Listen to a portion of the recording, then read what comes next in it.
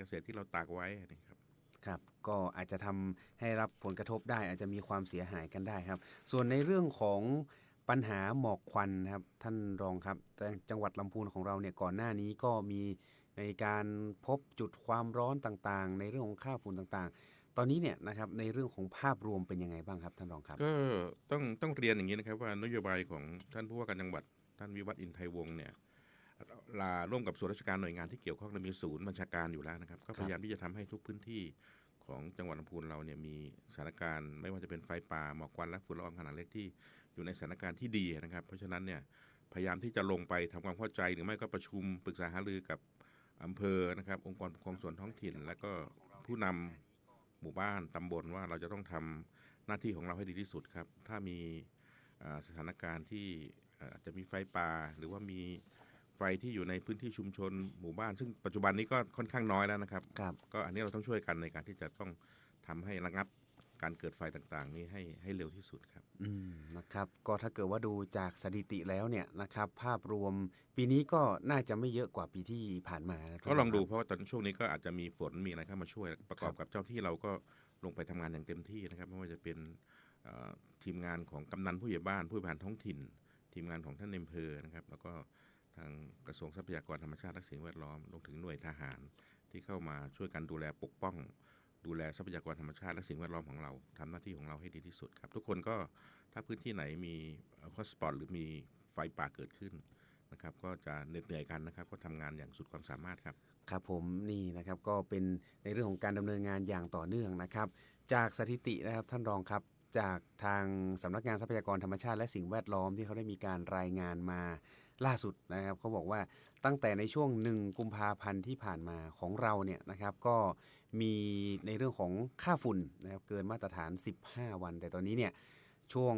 ท้ายเดือนแบบนี้นะครับสภาพอากาศดีขึ้นในเรื่องของจุดความร้อนเนี่ยนะครับก็ถือว่ากระจายตัวอยู่ทั่วไปส่วนใหญ่เนี่ยจะไปทางโซนใต้นะครับท่านรองครับอำเภอลีก็อาจจะอยู่ที่สภาพพื้นที่นะครับครับสภาพภูมิอากาศด้วยทางใต้ก็อาจจะสภาพพื้นที่เนี่ยอาจจะแห้งเร็วครับนะครับต้นไม้ร่วงใบไม้ร่วงใบไม้ในป่าสงวนป่าอนุรักษ์นะครับหรือป่าไม้เนี่ยก็จะถ้าแห้งเร็วร่วงลงมาก็อาจจะมีคนไปจุดไปอะไรเนี่ยก็ทำให้เกิดไฟป่าได้ครับผมเราก็พยายามที่จะไปลาดตระเวนครับไปตรวจแล้วก็ถ้าพบว่ามีการเอ่อเกิดไฟไหม้ขึ้นนะครับไฟป่าขึ้นมาก็ทางทีมงานก็ไปดับนะครับทันทีสุดความสามารถครับอันไหนที่ดับได้ง่ายเราก็จะดับได้เลยอันไหนที่อาจจะต้องขึ้นไปบนเขาสูงชันอะไรต่างๆเราก็ดูว่าความปลอดภัยของเจ้าหน้าที่เราด้วยนะครับอันไหนที่ได้เราก็จะดับถ้าไม่ได้เราอาจจะต้องทำแนวกันไฟหาวิธีการต่างๆครับครับก็อย่างของอำเภอลีนี่พบเยอะสุดนะครับในเรื่องของจุดความร้อนถ้าเกิดว่าดูจากสถิติในช่วงตั้งแต่1มกราคมนะครับก็จะมีภาพรวมที่174จุดด้วยกันแต่เมื่อวานนี้เหมือนจะยังไม่พบเจอนะครับท่านรองครับก็อาจจะแต่ก็ต้องแต่ก็ต้องดูกันต่อมีนะครับ ฝนลง มีฝนลงมาช่วยด้วยนะครับสร้างความชุ่มชื้นให้กับพื้นที่แต่อย่างไรก็แล้วแต่ลีเขาถือว่าเป็นอำเภอที่มีพื้นที่เยอะมากนะครับครับเกือบครึ่งหนึ่งนะของจังหวัด พื้นที่ป่านะครับใช่ครับทั้งพื้นที่ป่าสงวนแห่งชาติพื้นที่ป่าอนุรักษ์คืออุทยานแห่งชาตินะครับก็จะทำให้พื้นที่ของอำเภอลีนี่มีเยอะมากครับนั้นการดูแลพื้นที่เนี่ยก็ท่านในอำเภอลีนะครับและทีมงานก็หนักนะครับในการที่จะต้องควบคุมดูแลพื้นที่ของตัวเองไม่ให้เกิดไฟป่าครับผู้ว่าราชการจังหวัดและทีมงานก็พยายามที่จะไปให้กำลังใจนะครับไปครับที่ตำบลก้ออำเภอลีนี่ก็หลายครั้งนะครับไปเยี่ยมไปเปิดปฏิบัติการต่างๆและไปให้กำลังใจกับท่านในอำเภอและทีมงานและพี่น้องประชาชนครับครับก็ถือว่าภาพรวมตอนนี้ยังคงดำเนินการอย่างเต็มที่สิ่งเดียวที่จะช่วยเจ้าหน้าที่ได้ก็คือไม่เผานะครับก็ต้องขอความร่วมมือพี่น้องประชาชนนะครับว่าพี่น้องประชาชนเนี่ยเป็นบุคคลที่สำคัญที่สุดนะครับครับในการที่จะต้องช่วยกันกับเจ้าหน้าที่บ้านเมืองนะครับเจ้าหน้าที่บ้านเมืองลำพังแล้วเนี่ยเทียบกับผืนป่าที่มีเป็นแสนไร่เนี่ยกำลังของทางเจ้าที่ป่าไม้เนี่ยมีนิดเดียวนะครับครับเพราะฉะนั้นเนี่ยดูแลผืนป่าไม่หมดไม่ทั่วถึงหรอกครับถ้าพี่น้องประชาชนไม่ช่วยกันหนึ่งก็คือช่วยกันดูแลนะครับสองก็คือช่วยกันไม่ให้มีคนเข้าไปลักลอบเผาครับครับอย่าง สามก็คือว่าถ้ามีไฟเกิดขึ้นเนี่ยก็ต้องช่วยกันในการที่จะระงับหรือดับครับครับอย่างตอนนี้เองเนี่ยของจังหวัดลำพูนเราครับท่านรองครับก่อนหน้านี้ทางท่านผู้ว่าราชการจังหวัดลำพูนท่านก็มีการรณรงค์365วันไม่เผาแล้วก็ตอนนี้เราก็มีการประกาศห้ามเผาอย่างเด็ดขาดในพื้นที่โล่งใช่ครับจริงๆแล้วมันก็ไม่มีกฎหมายไหนที่ ที่ให้สามารถอนุญาตให้เผาได้เพราะนั้นเนี่ยเราประกาศไปก็เป็นการดำเนินการตามกฎหมายนะครับ ครับ ก็เป็นการขอความร่วมมือพี่น้องประชาชนว่าทั้งปีเลยเนี่ยเราก็ไม่ควรที่จะเผานะครับเราควรมีทางออกหรือว่าทางเลือกอื่นนะครับในการที่จะทำให้ใบไม้ต่างๆที่เราหรือว่าตัดแต่งกิ่งต้นลำไย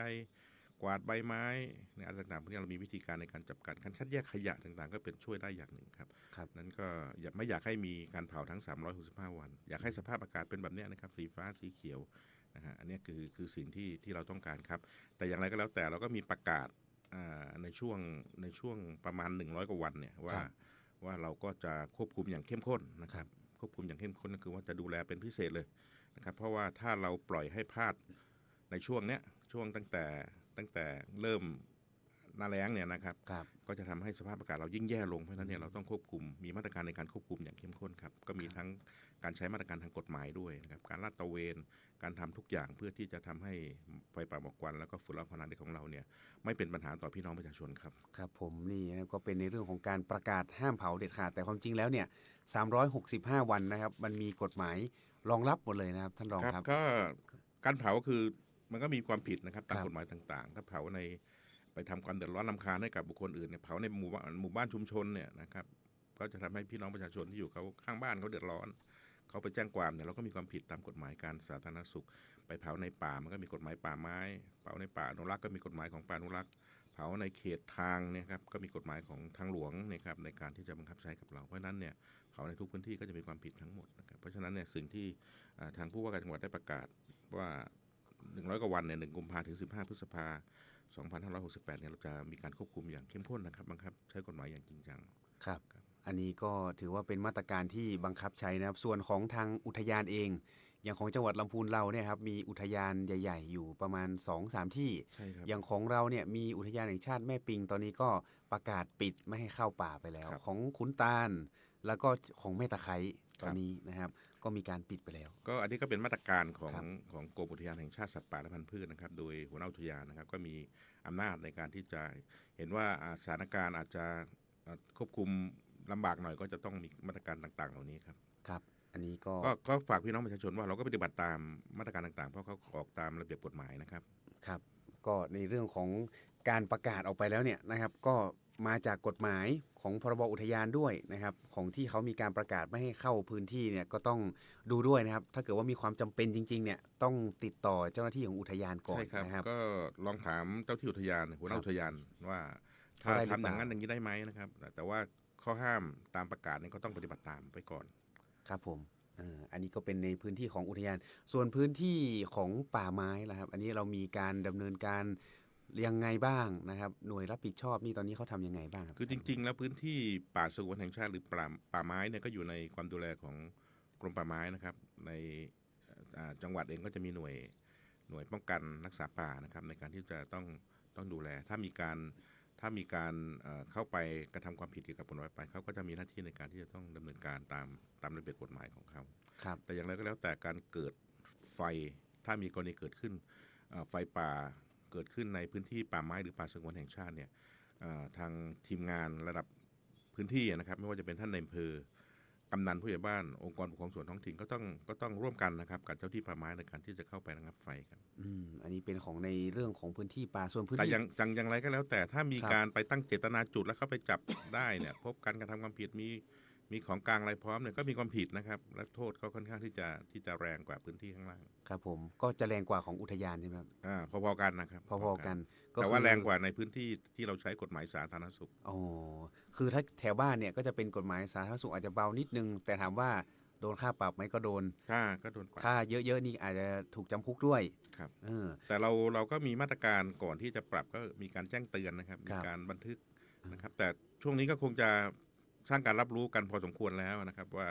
ทุกคนต้องทราบว่าการทำให้เกิดความเดือดร้อนรำคาญโดยการเผาเนี่ยมันก็เป็นความผิด เพราะฉะนั้นเนี่ยอาจจะดำเนินคดีตามกฎหมายได้เลยนะครับ ครับผมอันนี้ก็เป็นในเรื่องของพื้นที่ป่าแล้วก็พื้นที่อุทยาน ส่วนพื้นที่ทางการเกษตรครับท่านรองครับก่อนหน้านี้ก็มีการไปจับบ้างนะครับ ไปเตือนด้วยนะครับของ พื้นที่เกษตรในปีนี้ก็เกิดจุดความร้อนนะครับหรือว่ามีการเผาในพื้นที่เกษตรเนี่ยก็คือน้อยกว่าปีที่แล้ว อาจจะเป็นเพราะว่า ผู้ว่าราชการจังหวัดเราก็มีนโยบายในการไปสร้างการรับรู้นะครับให้กับพี่น้องประชาชนเรามีประกาศเรามีการประชุมนะครับทำความเข้าใจกับส่วนราชการหน่วยงานที่มีหน้าที่ในการดูแลแล้วเนี่ยเรายังไปทำเข้าใจกับผู้นำตำบลหมู่บ้านว่าต้องไปประชาสัมพันธ์ให้พี่น้องประชาชนว่าการทำการเกษตร หรือทำการประกอบเกษตรกรรมเนี่ยไม่ว่าจะเป็น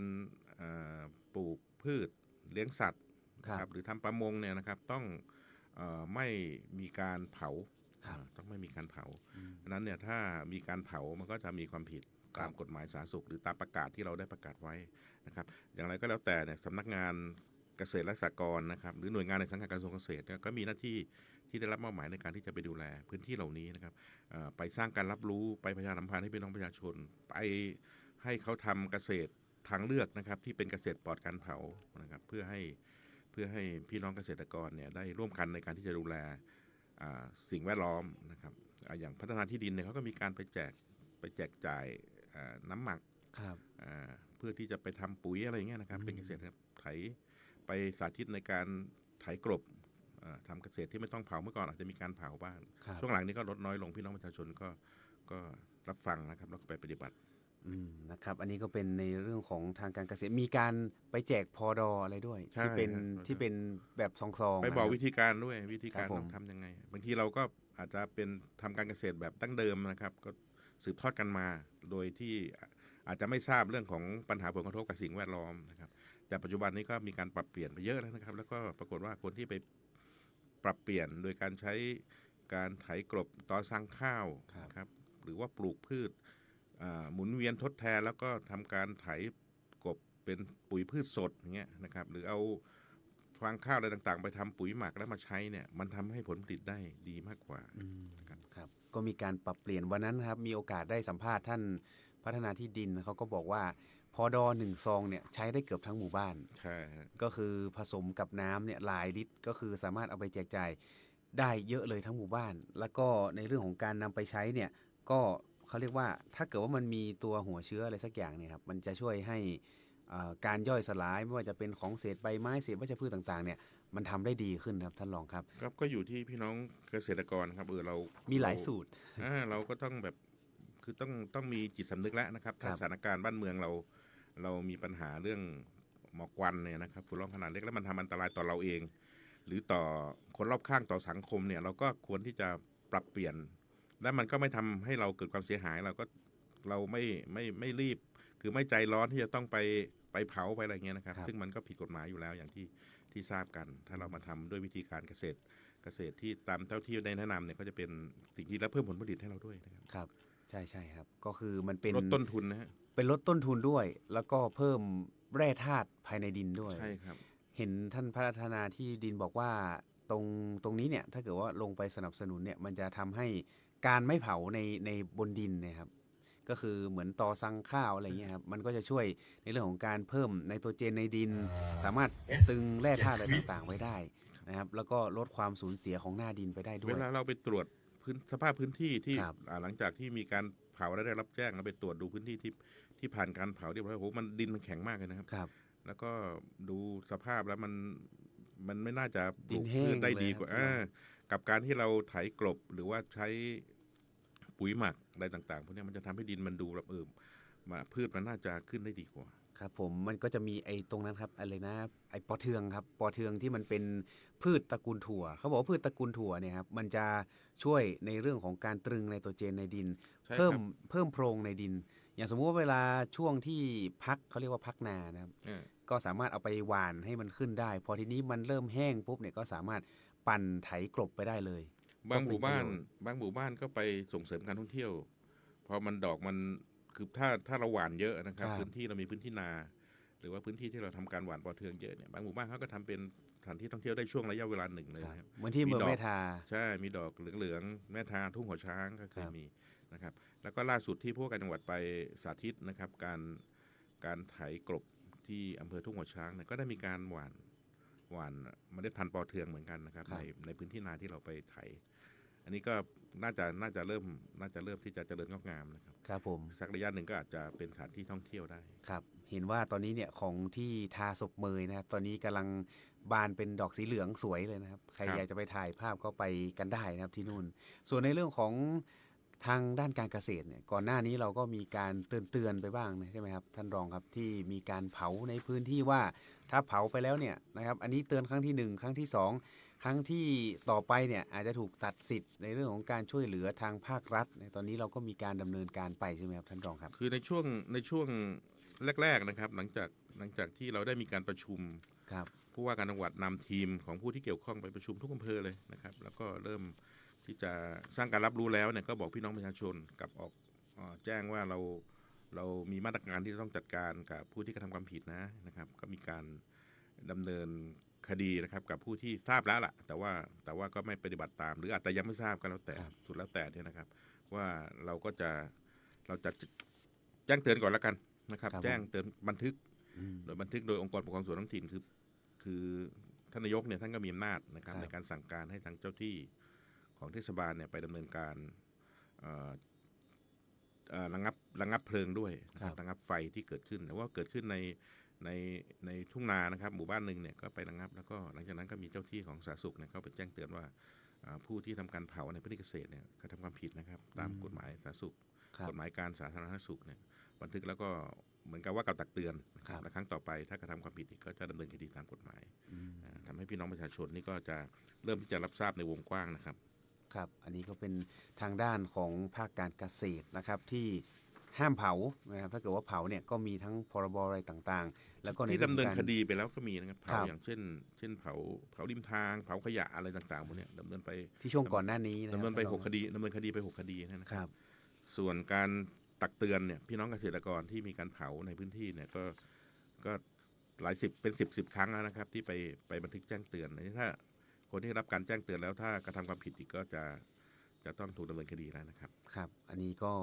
เตือนไปแล้วนะครับถ้ายังกระทำผิดซ้ำแล้วก็เกิดจุดฮอตสปอตตรงจุดเดิม จุดความร้อนตรงจุดเดิมนี่โดนแน่นอน ก็ขณะนี้ก็ถือว่าการสร้างการรับรู้เนี่ยเราค่อนข้างที่จะเป็นไปอย่างกว้างขวางแล้วนะครับเพราะฉะนั้นถ้ามีความผิดเนี่ยเจ้าที่ก็คงจะไปดำเนินการตามกฎหมายครับอย่างตอนนี้เองครับท่านรองครับของเรามีเพจเรารักลำพูนนะครับใช่ครับตอนนี้เรามีการเปิดรับแจ้งสำหรับในพื้นที่ไหนที่เกิดเหตุอะไรต่างๆเนี่ยสามารถแจ้งเข้ามาทางเพจได้ ตรงนี้เนี่ยนะครับมีผู้คนเข้ามาใช้บริการเยอะไหมครับท่านรองก็ตอนนี้เราต้องเรียนว่าคืออยากให้พี่น้องประชาชนนะครับว่าช่องทางในการที่จะแจ้งว่าพบเห็นการกระทำความผิดก็ดีพบเห็นว่าสิ่งที่มันจะทำความเดือดร้อนให้กับสังคมให้กับตัวท่านเองเนี่ยมันมีเยอะแยะมากมายเลยครับล่าสุดเนี่ยเราก็ได้เปิดเพจนะครับเรารักลำพูนเพื่อที่จะรับแจ้งจริงๆเราเน้นในเรื่องของการแจ้งหมอกควันไฟป่าฝุ่นละอองขนาดเล็กนะครับเป็นพิเศษก็มีการแจ้งมาแล้วเรามีเจ้าที่เรามอบหมายเจ้าที่ของหน่วยงานต่างๆเนี่ยรับผิดชอบในการรับแจ้ง24 ชั่วโมงนะครับพี่น้องประชาชนอาจจะใช้เป็นช่องทางหนึ่งในการที่จะแจ้งตอนนี้ก็มีการแจ้งมาตลอดนะครับครับเห็นแล้วว่าก็พอแจ้งปุ๊บเนี่ยเราก็จะคือเหมือนกับเราทราบได้24 ชั่วโมงเนี่ยเราก็จะสั่งการให้หน่วยงานที่เกี่ยวข้องลงไปปฏิบัติหน้าที่เลยก็เร็วขึ้นนะครับยังอยู่ในอำเภอไหนเราก็สั่งการไปแบบโดยตรงเลยใช่ครับเพราะทุกอำเภอเนี่ยเขามีความพร้อมในการที่ทำหน้าที่อยู่แล้วครับผมอันนี้ก็เป็นเพจเรารักลำพูนนะครับที่มีการเปิดใครที่ยังไม่ไปกดติดตามกดไลค์ลองเข้าไปดูนะครับในเพจก็จะมีการอัปเดตข้อมูลข่าวสารอยู่ตลอดแล้วก็สามารถแจ้งนะครับแจ้งเรื่องไปในเพจได้เลยนะครับแล้วก็ในเรื่องของขนส่งตอนนี้เองเนี่ยนะครับก็ยังคงมีการตรวจรถอย่างต่อเนื่องครับท่านรองครับก็เป็น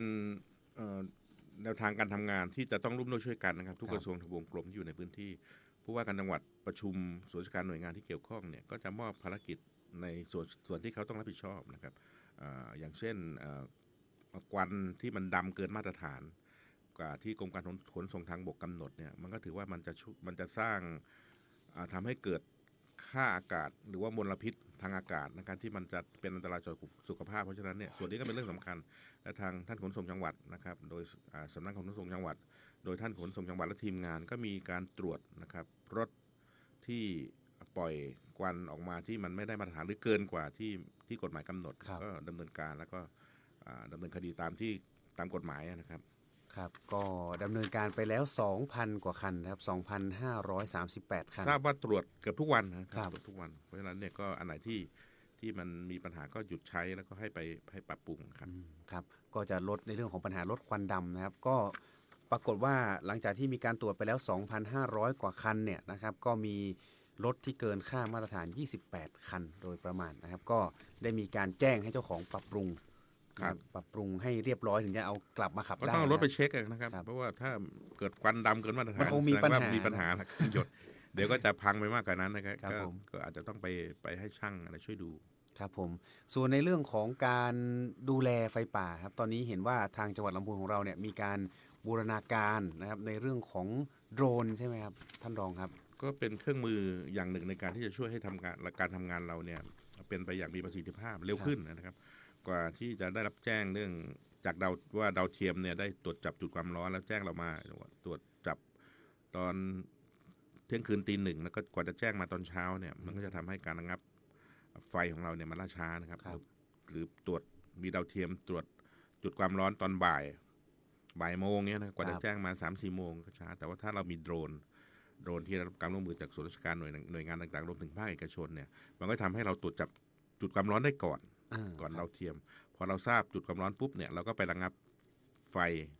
หรือว่าจุดความร้อนนั้นได้เร็วขึ้น ครับ อาจจะไฟอาจจะยังไม่ใช่กองใหญ่นะทำให้ดับไฟง่าย หรือไฟอาจจะยังไม่ลามเข้าไปในพื้นที่ที่สูงชันยากต่อการดับเราไประงับซะก่อนเนี่ยก็จะทำให้ไฟยุติการเกิดฮอตสปอตด้วยนะครับ ครับก็คือไปช่วยในเรื่องของการไปดูไปสำรวจด้วย โดยเฉพาะจุดที่มันเข้าถึงยากนะครับท่านรองครับ ตรงนี้ ใช่ เอ ครับ งเนี่ยมัน บางที ช่วยได้เยอะ บางทีเราใช้คนปีนเข้าไปปีนขึ้นดอยขึ้นไป ครับ มันก็สงสารทีมงานของ ครับ เรานะครับ ทีมงานดับไฟเราใช้เครื่องมือในการที่จะใช้เทคโนโลยีนะครับ เครื่องมือสมัยใหม่ๆเนี่ยในการตรวจจับพอเรารู้จุดพิกัดปุ๊บเนี่ยเราก็เข้าไปในพื้นที่ก็คือเข้าไปรอบเดียวเลยลุยเลย ก็คือไม่ต้องไปเดินสุ่มว่าไฟมันจะเกิดตรงไหนบ้างก็คือเอาโดรนขึ้นบิน ใช่ครับ ตรวจ พอ สอบ ตรวจ ปุ๊บ ตรวจแล้วเนี่ยบริเวณนี้พิกัดนี้ไม่มีเราก็ไปจุดอื่นเราก็ไม่ต้องไปลาดตระเวนจุดนี้เลย ครับนี่ ก็เป็นเครื่องมือที่จะใช้ในการช่วยให้ทีมงานในการสนับสนุนการตรวจจุดความร้อนและก็ดับไฟครับ ครับก็อย่างตอนนี้เองเนี่ยของจังหวัดลำพูนก็มีการสนับสนุนรวบรวมอากาศยานไร้คนขับ ตอนนี้เนี่ยมีอยู่ 11 ลำด้วยกันนะครับทุกลำเนี่ยมีใบอนุญาตนะครับคนบังคับเนี่ยก็มีใบอนุญาตด้วยนะครับไม่ได้ว่าบินอยู่ดีๆก็ขึ้นบินได้นี่ไม่ใช่นะครับก็คือ ใช่ มีการได้ไปอบรมแล้วก็รับใบอนุญาตมาเป็นที่เรียบร้อยแล้วนะครับ อันนี้ 11 ต้อง ลำด้วย ต้ กั อง น ขอบคุณนะฮะส่วนราชการหน่วยงานที่เขามีเครื่องอุปกรณ์เครื่องมือตรงนี้แล้วก็มาช่วยกัน ครับ ครับทั้งตัวโดรนเองแล้วก็ทีมกำลังพลที่ใช้ในการสนับสนุนนะครับทีมงานอันนี้ต้องขอบคุณนะทั้งส่วนราชการที่อยู่ในจังหวัดส่วนราชการหน่วยงาน หรือว่าภาคเอกชนที่อยู่ในจังหวัดลำพูนเองหรือว่าอยู่จังหวัดต่างๆ แล้วก็มาช่วยจังหวัดลำพูนครับ ครับหลายหน่วยงานเลยนะครับ 11 หน่วยงานด้วยกันนะครับก็เอามาช่วย ก่อนหน้านี้ครับท่านรองครับเห็นว่ามีในเรื่องของอากาศยานไร้คนขับเข้ามาช่วยเหลือไม่ว่าจะเป็นเฮลิคอปเตอร์จากของปพด้วยนะครับแล้วก็ของกองทัพอากาศด้วยนะครับใน ใช่ ช่วง ครับ สัป ก็ ดาห์ มี ก่อน มีหลายหน่วยงานที่เขามีอากาศยานนะครับอากาศยานในการที่จะเข้ามาปฏิบัติการภารกิจดับไฟนี่เราร้องขอไปนะครับ ถ้าจุดไหนที่เป็นภูเขาสูงชันนะครับอาจจะเป็นเขตติดต่อกับจังหวัด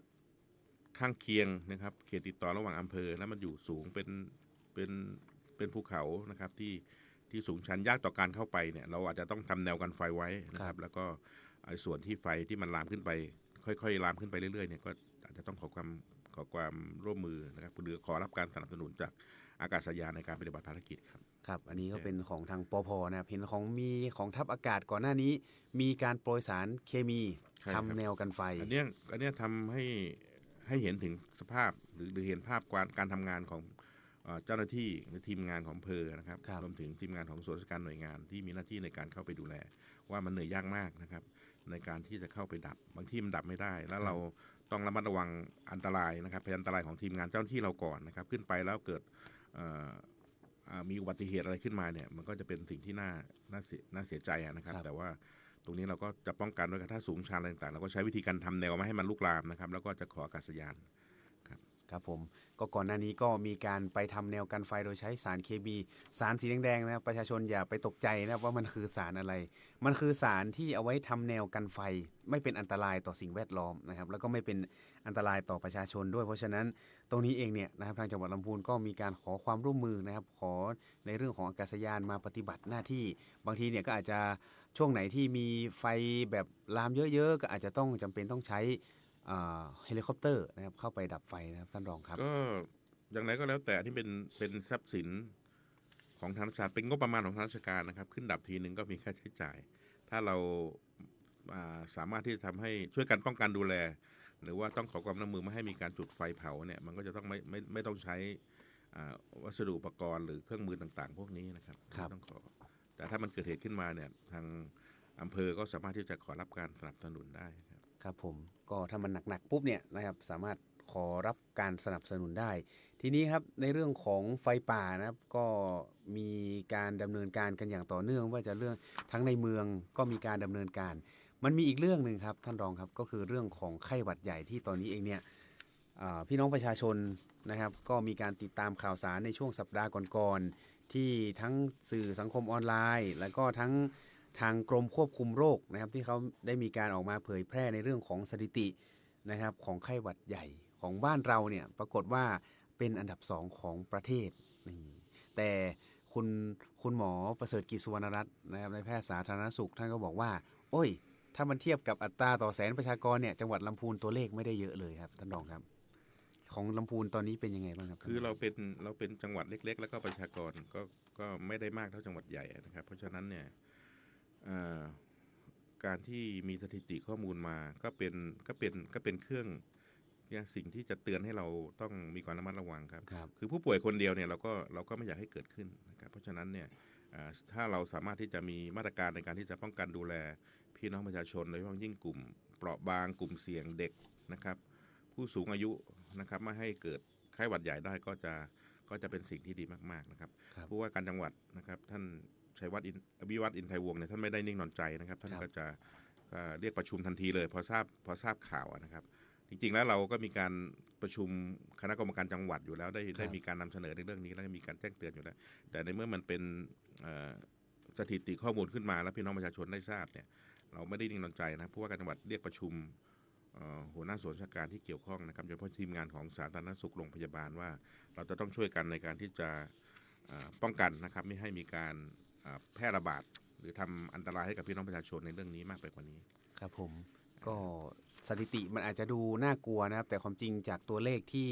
มันเกิดขึ้นนะครับในพื้นที่จังหวัดลำพูนเนี่ยถือว่าตัวเลขยังน้อยนะครับอันนี้ฟังจากปากของท่านนายแพทย์สาธารณสุขนะครับเพราะฉะนั้นอย่าตื่นตระหนกนะครับถ้าเกิดว่าดูจากสถิติแล้วเนี่ยนะครับของภาคเหนือเราพะเยาเป็นอันดับหนึ่งนะครับรองลงมาก็คือจังหวัดลำพูนเชียงรายเชียงใหม่นะครับแล้วก็เป็นทางโซนใต้นู่นนะครับก็จะเป็นทางกรุงเทพมหานครอุบลราชธานีจังหวัดตราดตามลำดับ ส่วนของจังหวัดลำพูนครับท่านรองครับตอนนี้เราก็พบผู้ป่วยสะสมนะครับในปี 2568 จากการรายงานล่าสุดเนี่ยวันที่ 27 กุมภาพันธ์ก็มีผู้ป่วยอยู่ประมาณ 2,000 กว่าคนนะครับตอนนี้ ครับก็กระจายตัวออกไปในพื้นที่ต่างๆอำเภอใหญ่ก็มีผู้ป่วยมาก อันนี้ก็ของธรรมดานะครับ ครับ คนเยอะก็ป่วยมาก อย่างไรก็แล้วแต่เนี่ยเราต้องเรียนพี่น้องประชาชนว่าเราไม่ต้องตระหนกนะครับ แต่เราตระหนักดีกว่านะครับตระหนักในการที่จะป้องกันและเตรียมความพร้อมในการรับสถานการณ์นะครับผู้ว่าราชการจังหวัดได้แจ้งทุกอำเภอนะครับในการไปประชุมปรึกษาหารือกับทีมงานของอำเภอไม่ว่าจะเป็นสาธารณสุขโรงพยาบาล สถานศึกษานะครับที่มีลูกๆหลานๆน้องๆไปเรียนหนังสืออยู่แล้วเป็นที่รวมของคนเยอะๆเนี่ยว่ามันเป็นโรคติดต่อนะครับโรคติดต่อเนี่ยเราต้องมีมาตรการในการที่จะต้องป้องกันดูแลเป็นพิเศษนะครับไปแนะนำนะครับแล้วก็ไปดูแลว่าถ้าเกิดว่ามีกรณีที่มีไข้หวัดใหญ่แพร่ระบาดหรือว่าเกิดขึ้นเนี่ยก็อาจจะต้องมีมาตรการต่างๆ เช่นถ้าเกิดในสถานศึกษาสถานประกอบการหน่วยงานต่างๆเนี่ยถ้าพบว่ามีอาการคล้ายไข้หวัดใหญ่อาจจะต้องแนะนำให้นักเรียนนั้นหยุดเรียนไปก่อนนะครับไปเพื่อที่จะแยกออกจากคนหมู่มาก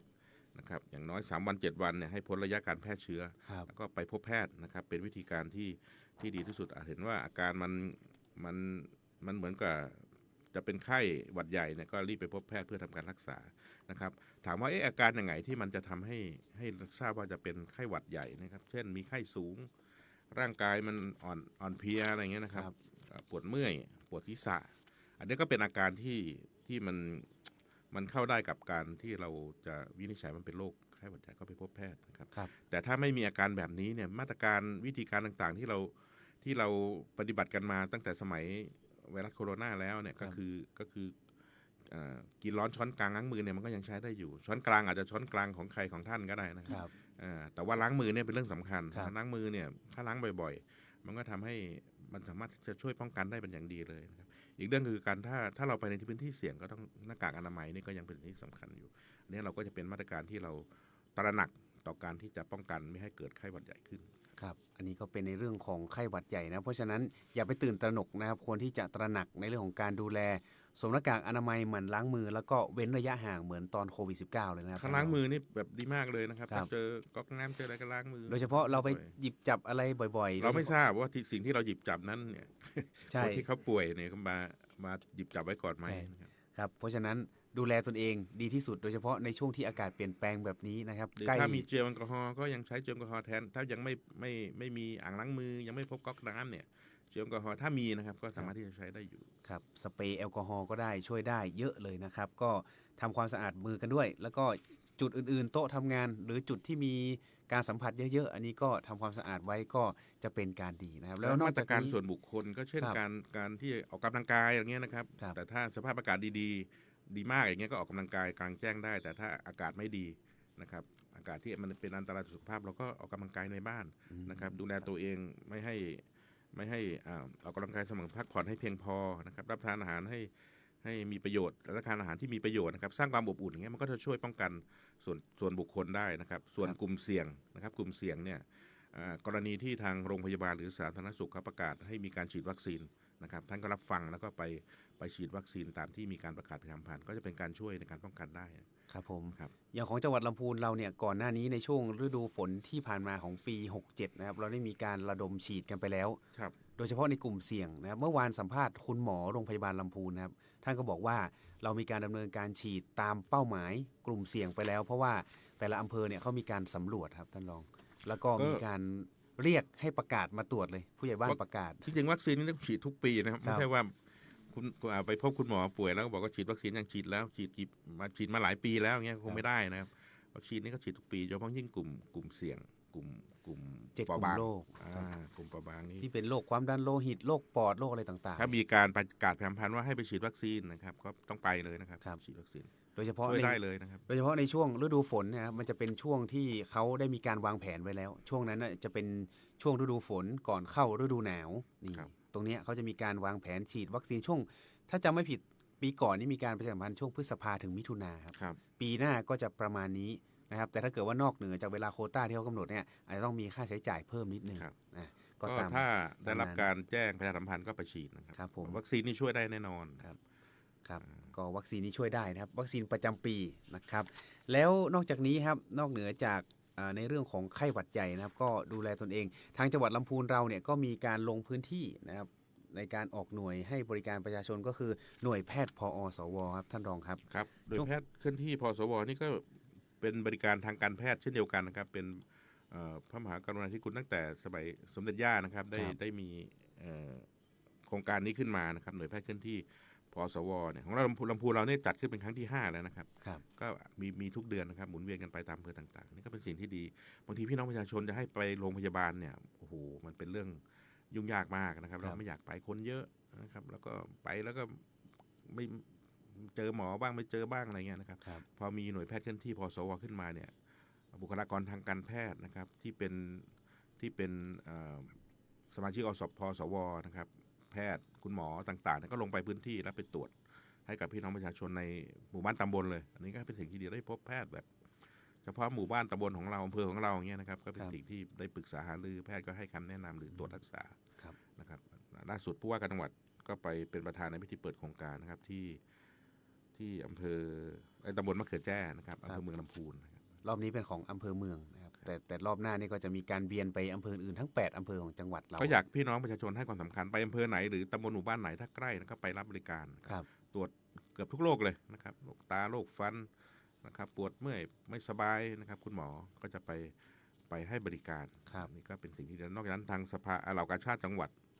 ลำพูนเองก็จะอาจจะไปมอบถุงยางชีพให้กับพี่น้องประชาชนที่อาจจะมีปัญหาเรื่องเครื่องอุปโภคบริโภคที่ทางอำเภอตำบลหมู่บ้านได้คัดเลือกไว้นะครับ ครับ มามอบให้บางส่วน อืม ครับ แล้วก็ลูกๆหลานๆที่เป็นนักเรียนเนี่ยอาจจะไปให้